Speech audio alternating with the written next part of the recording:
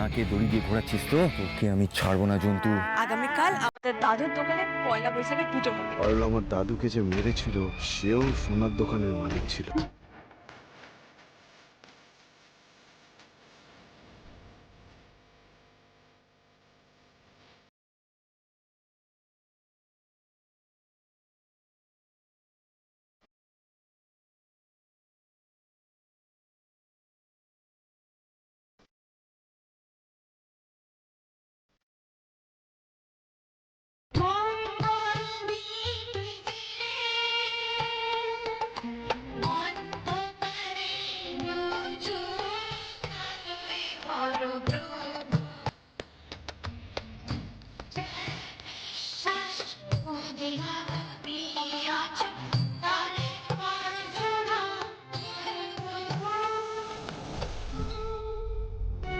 অরুণ দিদি, হ্যাঁ দাদু আইসি।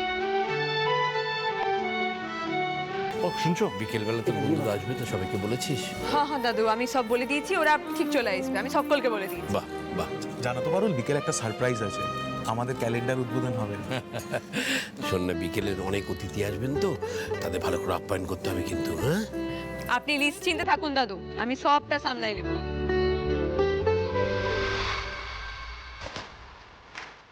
ও সামলানো বের করছি রে জন্তু, দাঁড়া। তুই তো আজ বিকেল এখানে ব্যস্ত থাক, তোমার পেছনে টিকটিকিও লাগাতে পারবি। আর আজ আমি আর শিরিন আমরা সবাই মিট করব, এমন প্ল্যান করব যে কলকাতা থেকে তোকে পাত্তারি গুটিয়ে পালাতেই হবে। তুই দেখ না।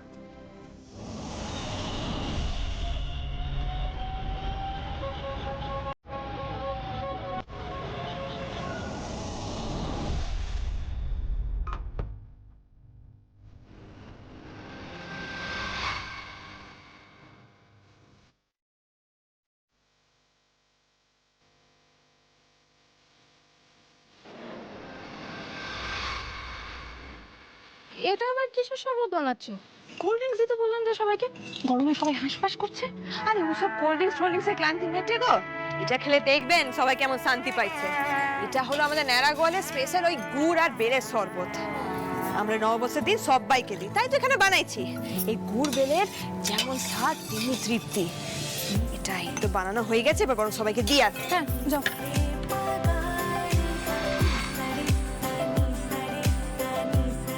কাকাবু নিন।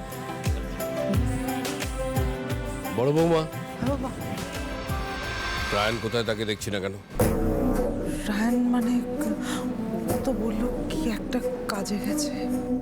পদার্থ একটা, বাড়ির দোকানের পুজো অথচ বাড়ির ছেলেই নেই। কি রাজকার্য পড়েছে তার? হ্যাঁ? কোথায় গেছে সে, কোন কাজ? বসো বসো সবাই বসো। রায়ন বস না। এবার ফাইনালি একটু রিল্যাক্স লাগছে। প্রথমেই মার্ডার কেস, তারপর বাড়িতে আসতে না আসতেই পারুলের সাথে হাঙ্গামা। বাড়িতে আজ আবার ঝামেলা হয়েছে জানিস, মানে এখন বাড়িতে থাকাটাই দায়। রোজ ভাই সারাটা দিন ঝামেলা, আর ভালো লাগছে না। বাট এখানে এসে I feel relax now. Thank you guys. কিন্তু আমার চলে আসার পরেও পারুল আবার কিছু করেছে নাকি? আরে তোকে তো বলাই হয়নি, ওই পারুলের জন্য কাল দাদু আমার গায়ে হাত তুলেছে, তুই জানিস? বলছো? আরে হ্যাঁ রে, দাদু আমাকে বেত দিয়ে মেরেছে। সে কি রে ভাই, দাদু এইভাবে তোকে সবার সামনে মারলো? মানে কেসটা কি ভাই, তোকে মারলো কেন? আরে আমি পারুলের গলা চেপে ধরেছিলাম। মানে আরে এমন জোরে চাপিনি, বাঁচাও বাঁচাও করে এমন নাটক শুরু করলো, দাদু শুনতে পেয়ে পেছন থেকে দিল বেতের বাড়ি। ওই মেয়েটাকে আর সহ্য করা যাচ্ছে না, প্লিজ এই মেয়েটাকে এবার তাড়াতে হবে ভাই, আর নেওয়া যাচ্ছে না একে। হ্যাঁ রে ভাই, পারুলের এবার কিছু একটা ব্যবস্থা করতে হবে, ও বড় বার বেড়েছে। এই পারুলের জন্য না ওই ওমকার আর ওই পুরো টিমটার বড্ড সাহস বেড়েছে। আরে আমরা সিনিয়র, এদিকে আমরা পাত্তাই পাচ্ছি না কোনো। পারুলকে তো থামাতে হবে। সব থামালে হবে না, ঠিক আছে? ওকে স্টেট ইউনিভার্সিটি থেকে বার করতে হবে, মনে রাখ। ওকে বার করলে তবেই আমাদের সেই পুরনো চালপা ফিরবে। রাইট, একদম ঠিক বলেছো তুমি। আমাদের থেকে পাত্তাই দিচ্ছে না। হলে এই পারুল যেভাবে এগোচ্ছে, মনে হচ্ছে ওদের দলটাই হচ্ছে ব্রাইট মাইন্ডস এর নিউ বাঞ্চ অফ লিডার্স। হ্যাঁ না না, আরবি আমাদের কিন্তু চেয়ার চলে যাচ্ছে, কিছু একটা করতেই হবে। আরে রায়ানকে অব্দি কোণঠাসা করে দিয়েছে ইউনিভার্সিটিতে। দেখ, শিরিন আর রায়ান যদি এক না হয় তাহলে তো আমাদের স্ট্রেংথটাই ভেঙে যাবে। সত্যি সত্যি enough is enough, enough is enough. এই নববর্ষে এমন একটা প্ল্যান করতে হবে যাতে ওই জন্তুটাকে আমরা ইউনিভার্সিটি থেকে তাড়াতে পারি। আর না, এবার না ফুল প্রুফ প্ল্যানিং করতে হবে, ঝোলঝাল প্ল্যানিং করলে হবে না। এমন প্ল্যানিং যাতে আমাদের জাল কেটেও বেরোতে না পারে। একদম রায়ান, তোকে পুলিশে দেওয়ার থ্রেট দেওয়া না, দেখ না এবার ওই পারুলটাকে না আমি এমন কেস খাওয়াবো যে ও সারা জীবন ভুলবে না। এবারে ওই পারুল চক্রবর্তী টেরটা পাবে। আরে এসো এসো এসো এসো দাদু, এরা আমার বন্ধু বটে। আচ্ছা। সুমেধা, স্রোতস্বিনী, ওমকার আর শ্রী। থাক থাক। আর ইনি হলেন আমার দাদু শ্রী আশুতোষ বসু।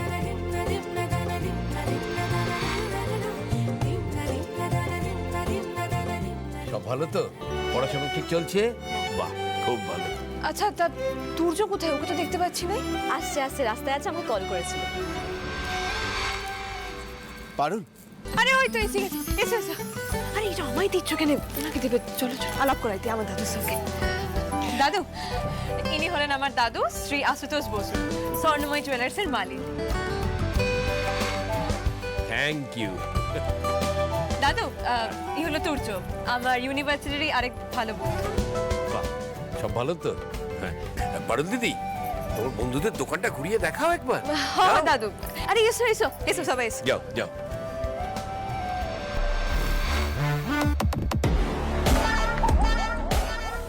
আমার দাদুও তো এরকম কোনো সোনার দোকানে কাজ করতো।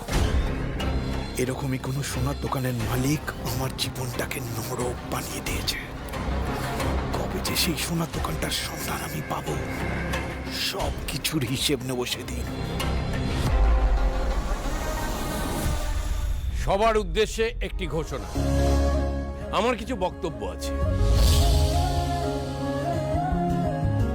এখানে আজ যারা যারা আমার আমন্ত্রণে উপস্থিত হয়েছেন তাদের সকলকে আমার আন্তরিক অভিনন্দন এবং শুভেচ্ছা। আপনাদের সকলের নতুন বছর খুব ভালো কাটুক, আনন্দে কাটুক।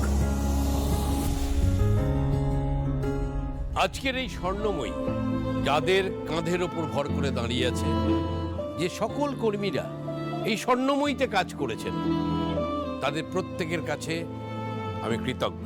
তাই এবছরের নববর্ষের ক্যালেন্ডার আমি তাদের প্রতি কৃতজ্ঞতা জানাতে বানিয়েছি।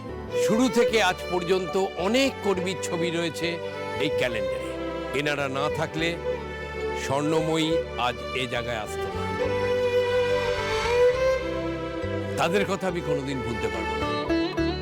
তাদের জন্য খুব বেশি একটা কিছু তো আমি করতে পারিনি, এটুকুই করতে পেরেছি। এটুকুই তাদের প্রতি আমার নিবেদন। এই স্বীকৃতিটুকু আমি তাদের উৎসর্গ করলাম।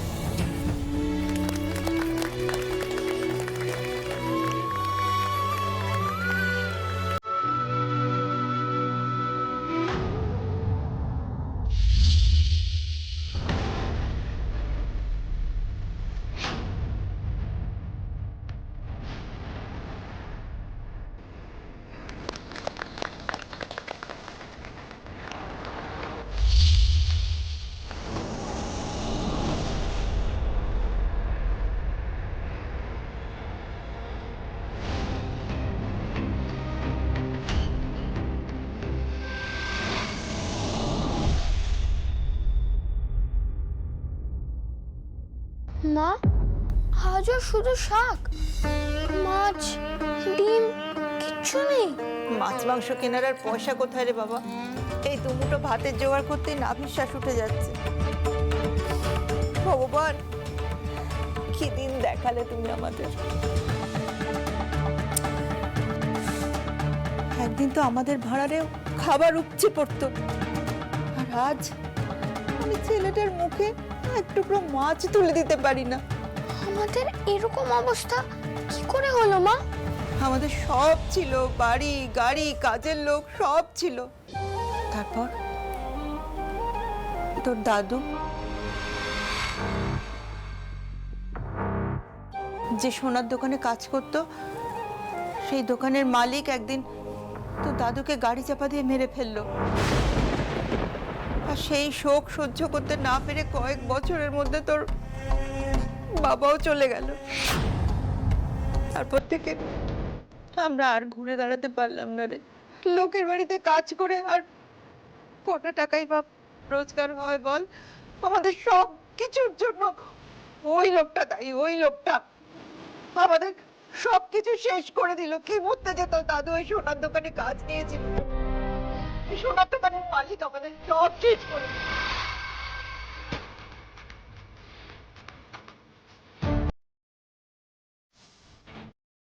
কে তুমি জানো মা? আমি কিচ্ছু জানি না, তোর বাবাও কিছু জানতো না, তোর দাদু কাউকে কিছু জানাবার সুযোগই দেয়নি। শুধু এইটুকু জানি, তোর দাদু যে সোনার দোকানে কাজ করতো, সেই সোনার দোকানের মালিক তোর দাদুর কৃতজ্ঞতার কোনো দাম দেয়নি। আমি জানি না ভগবান কোনো দিন এর ন্যায় বিচার করবেন কিনা। ভগবান না করুক, আমি করবো এর বিচার, আমি নেব এর বদলা। ওই লোকটাকে যেমন করে হোক, যেভাবেই হোক, যে বের করে নিজের হাতে শেষ করব আমি।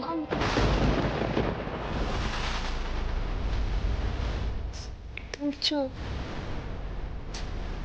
আমি তোমাকে ছুঁয়ে কথা দিচ্ছি মা, বাবা দাদু সবার খুনের বদলা নেবে তোমার তুর্য।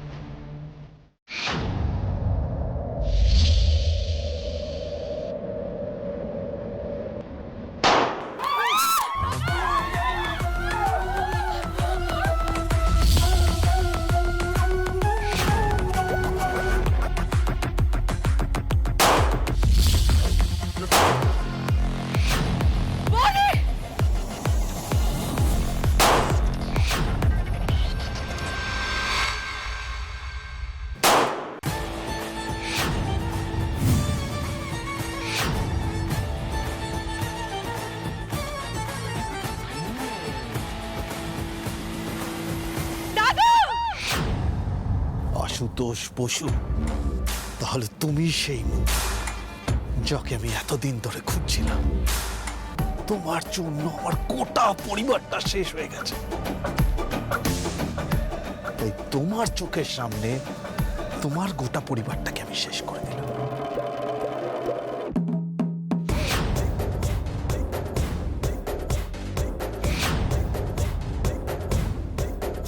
এবার তোমার পালা।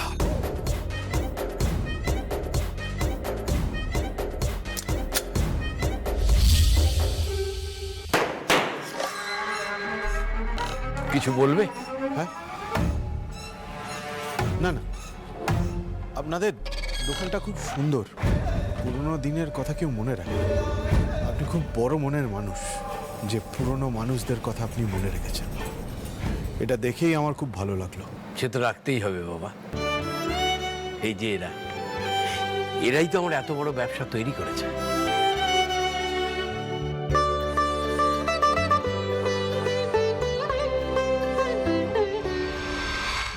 আচ্ছা, ইনি কে, যার কাঁধে আপনার হাত? খুব সক্ষতা মনে হচ্ছে। সে ছিল আমার খুব বিশ্বস্ত কর্মচারী, ওকে আমি খুব বিশ্বাস করতাম। পরে একদিন আবিষ্কার করলাম ওর মতো বেঈমান কর্মচারী আর একটাও ছিল না আমার দোকানে। চাকিয়ে একটা জিনিস দেখো, তুমি বেছে বেছে এনার কথাই জিজ্ঞাসা করলে, অথচ এনার কথাই আমি সবচেয়ে আগে ভুলে যেতে চাই। ইতিহাস তো মুছে ফেলা যায় না, তবু ছবিটা রাখলাম। ইচ্ছে ছিল না। ভাগ্যিস রাখলেন। না না, কিছু না, আজকে আমি আসি। খুব ভালো লাগলো আপনার সাথে দেখা হয়। এই যাও, ভেতরে রেখে দাও ক্যালেন্ডারটা, এই ভেতরে যাও, তোমরা সব কাজে যাও, কাজে যাও, যাও কাজে যাও। দাদু বলছি তুর্য কোথায়? চলে গেল তো। কেন চলে গেল কেন? এই সুমেধা, হ্যাঁ। বলছি তুর্য কোথায় গেল, কেন গেল, কিছু জানো? না গো পারুল, কিছুই জানি না। বলছি দাদু, হ্যাঁ। ওর কি কিছু হয়েছিল যে ও চলে গেল? তা তো বলতে পারবো না, তবে কি জানিস, ছেলেটার কথাবার্তা খুব ভালো। অবশ্য তো সব কটা বন্ধুই খুব ভালো। হ্যাঁ, আমার নাতির বন্ধুগুলোকে তো পাতে দেওয়া যায় না, তোর বন্ধুগুলো ভালো।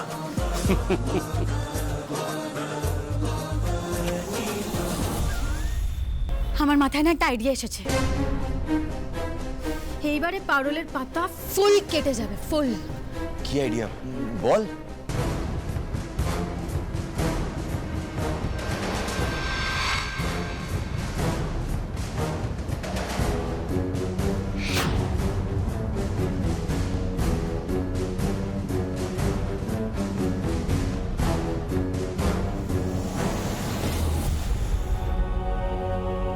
পারুল চক্রবর্তী, তুই আমার গায়ে হাত তুলেছিলি না?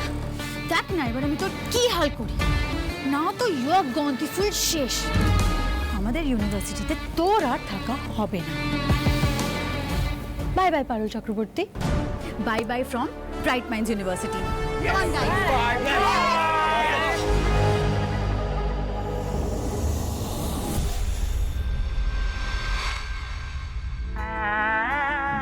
দাদু এটা এখানেই থাক, ঘুরতে ফিরতে চোখ পড়বে। হ্যাঁ রে, সেই ভালো, কতদিনের সব স্মৃতি ভাবলেই কেমন অবাক লাগে। আচ্ছা দাদু, এইটো কার ছবি? এই যে ইনি যার কাঁধে আপনি হাত রেখে দাঁড়ায় আছেন।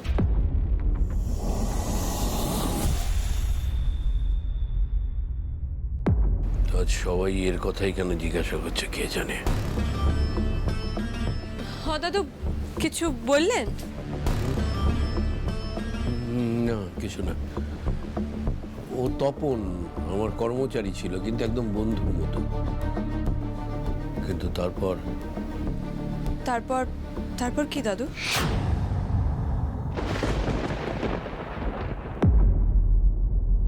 লম্বা কাহিনী। শোনান না কেন, ওই অত জনের মধ্যে ওনাকে একটু বেশি ভালোবাসতেন বলে মনে হচ্ছে। মানে ছবি দেখে তো তাই লাগছে আর কি। সে তো বটেই, তপনকে আমি খুব ভালোবাসতাম, বিশ্বাস করতাম। এতটাই বিশ্বাস করতাম যে ব্যবসার প্রায় পুরোটাই ওর হাতে ছেড়ে দিয়েছিলাম। কিন্তু তপন যে তলে তলে এইভাবে আমার বিশ্বাস ভাঙবে সেটা আমি কল্পনাও করতে পারিনি। ওই একবারই আমার মানুষ চিনতে ভুল হয়েছিল, বড্ড ভুল হয়েছিল দিদিভাই। যাকে বিশ্বাস করলাম সেই একদিন আমার প্রাণ নিতে উদ্যত হয়েছিল। এ কি বলছেন দাদু? ঠিকই বলছি রে পারুল দিদি, সেদিন হয়তো আমি প্রাণেই বাঁচতাম না যদি মনোজিতের বাবা সুরজিৎ আমার সাথে না থাকতো।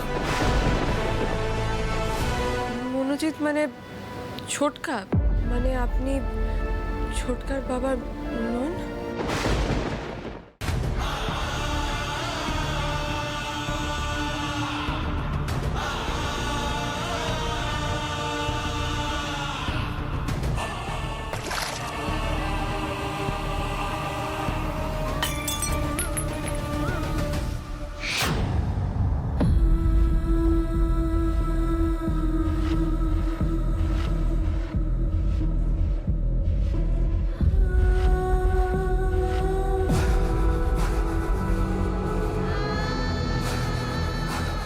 আমার এত দিনের খোঁজ আজকে শেষ হলো আশুতোষ বসু।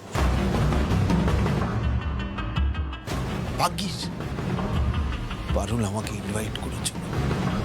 তুই একজন এতদিনের কর্মচারীকে গাড়ি চাপা দিয়ে মেরে দিলে। তোমার জন্য গোটা পরিবার তিলে তিলে শেষ হয়ে গেল। এবার তোমার চোখের সামনে তোমার গোটা পরিবারটাকে আমি তিলে তিলে শেষ করব।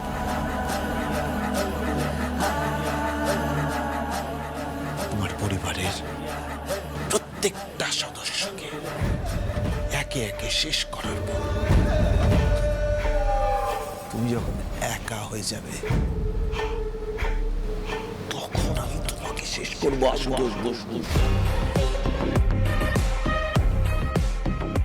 আর এই শেষের শুরুটা করব আমি তোমার সবচেয়ে প্রিয় নাতি রায়কে দিয়ে।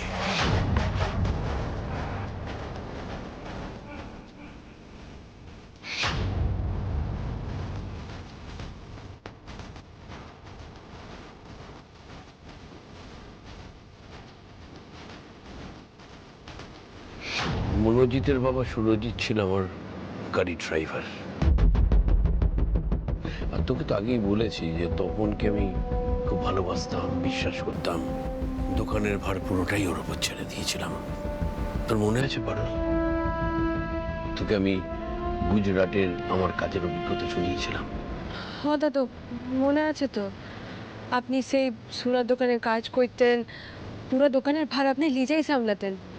তারপরে একদিন ওই মালিকের বাড়ি যেতে হতো তাড়াতাড়ি, কিন্তু সে আপনাকে ভরসা করে চাবিখানা ছাড়লো নাই।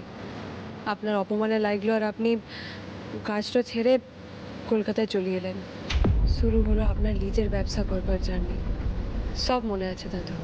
আমি যেটা ফেস করেছি, আমি চাইনি আমার কর্মচারীরা সেটা কোনোদিন ফেস করুক। তাই আমি যখন দেখলাম তখন ভালো কাজ করছে, দোকানের দায়িত্ব নিচ্ছে, তখন ভরসা করে এই দোকানের প্রায় পুরোটাই ওর উপর আমি ছেড়ে দিয়েছিলাম। তখন আমাকে ব্যবসাটাকে আরো বড় কিভাবে করা যায় সেটা নিয়ে ব্যস্ত থাকতে হতো। নতুন নতুন ডিজাইন আনবো, নেটওয়ার্ক বাড়াবো, সেসব নিয়ে ব্যস্ত। তার মধ্যে একদিন আমি ধরে ফেললাম তপন আমাকে ঠকাচ্ছে। আমার বিশ্বাসের সুযোগ নিয়ে তলায় তলায় টাকা সরাচ্ছে। আমি তোকে বিশ্বাস করতাম, ওর মাইনে বাড়িয়ে দিয়েছিলাম, সুখে দুঃখে ওর পরিবারের পাশে গিয়ে দাঁড়াতাম। সেই তপন কিনা আমায় ঠকালো। এত আঘাত আমার পক্ষে সহ্য করা সম্ভব ছিল না। সেই মুহূর্তে আমি ওকে কাজ থেকে বের করে দিলাম। কিন্তু ভেতরে ভেতরে ও আমার উপর যে রাগ পুষে রেখেছিল সেটা আমি বুঝতে পারিনি।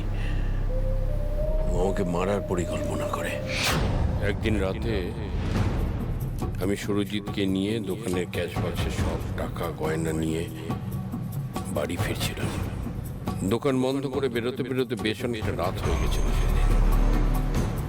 ভয়ও লাগছিল, রাস্তাঘাট সব ফাঁকা, সাথে এত টাকা গয়না।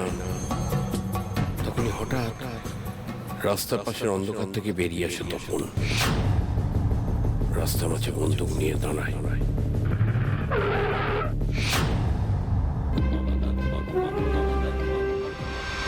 গাড়ির মধ্যে একেবারে আমার দিকে বন্দুক তাক করে।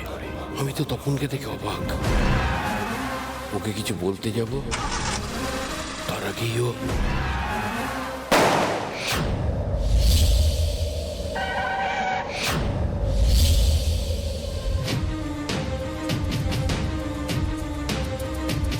সুরজিৎ, সুরজিৎ, সুরজিৎ!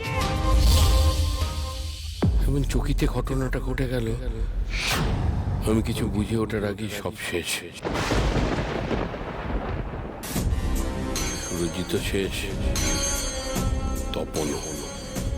তপনের লোভ এইভাবে দুটো তাজা প্রাণ কেড়ে নিল। ছোট মা, ও মনোজিৎ, ওর বাবা সুরজিৎ যদি না থাকতো তাহলে তোমার স্মৃতির সিঁদুর আজ থাকতো না। আজ থেকে ও আমাদের ছোট ছেলে।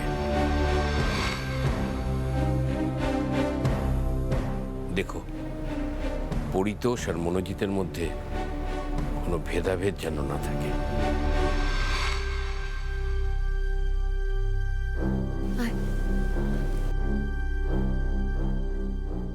আমি আগেও আপনাকে সম্মানের চোখেই দেখতাম দাদু, কিন্তু আজ আপনার প্রতি আমার শ্রদ্ধা আরো অনেকটা বেড়ে গেল। আপনি আর ঠাম্মি যেভাবে ছোট কাকাকে মানুষ করেছেন, কেউ গোনাক্ষরেও টের পাবে না যে ও আপনাদের নিজের রক্ত লয়। আমি তো এতদিন এ বাড়িতে থাকলাম, আমি নিজেও টের পাইলাই। আর শুধু আপনি বা ঠাম্মি নন, এ বাড়ির প্রত্যেকটা মানুষ ছোট কাকাকে যেভাবে ভালোবাসে, সে সত্যি শিক্ষণীয়। এটা আপনারই শিক্ষা দাদু। পরিবারকে এভাবে ধরে বেঁধে রাখা আপনারই শিক্ষা।